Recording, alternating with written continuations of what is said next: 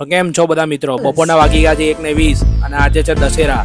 એટલે હું, મારી ડોટર ને મારા વાઈફ અમે 3 જણા જઈ રહ્યા છે ગાંઠિયા અને જલેબી ખાવા. બેઝમેન્ટમાં જવા માટે અમે લોકો લિફ્ટમાં આવી ગયા. ફટાફટ અમારી લિફ્ટ બેઝમેન્ટમાં પહોંચી ગઈ. ત્યાં જઈને અમે ગાડીમાં બેઠા ને ગાડી બહાર કાઢી. બસ પછી શું, અમે લોકો પહોંચી ગયા એસજી હાઈવે. એસજી હાઈવે પછી તમને ખ્યાલ આવી જ ગયો હશે અમે ક્યાં જઈએ છીએ ગાંઠિયા અને જલેબી ખાવા.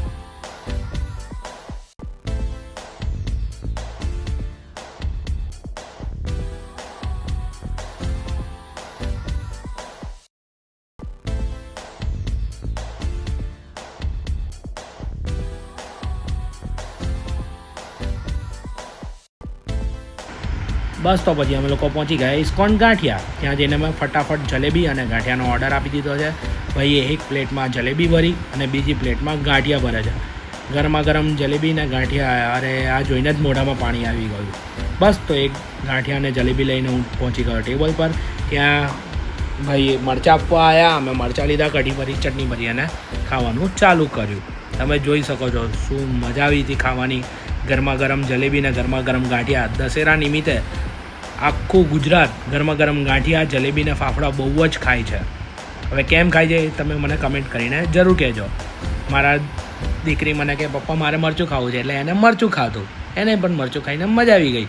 અને તમે જોઈ શકો છો ફૂલ જેમ પેક હતો આખો સ્ટોર.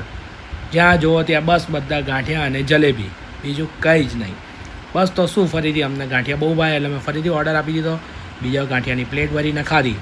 પછી બસ અમે અમારી ગાડી બાજુ જઈ જ રહ્યા છે. અમારી ગાડી ત્યાં દૂર પાર્ક કરેલી છે. અમે લોકો ફટાફટ ગાડીની પાસે પહોંચી ગયા. ગાડી અનલોક કરી, ગાડીની અંદર બેઠાને પછી યાદ આવ્યું કે આજ તો દશેરા છે એટલે રાવણ દહન છે. પણ રાવણ દહન ક્યાં થવાનું છે અમને ખબર નથી. એટલે અમે રસ્તામાં બોર્ડ વાંચ્યું.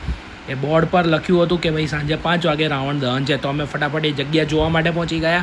ત્યાં જઈને જોયું તો રાવણ એકદમ મસ્ત વ્યવસ્થિત તૈયાર થઈને ઊભો હતો. હવે તમારે રાવણ દહન જોવું હોય તો મારા પછીના બીજા મિની વ્લોગમાં જોવા મળશે. ત્યાં સુધી મારી ચેનલને લાઇક, શેર અને સબસ્ક્રાઈબ કરી દો. Thank you, bye. મળીએ આપણે આના સેકન્ડ પાર્ટમાં.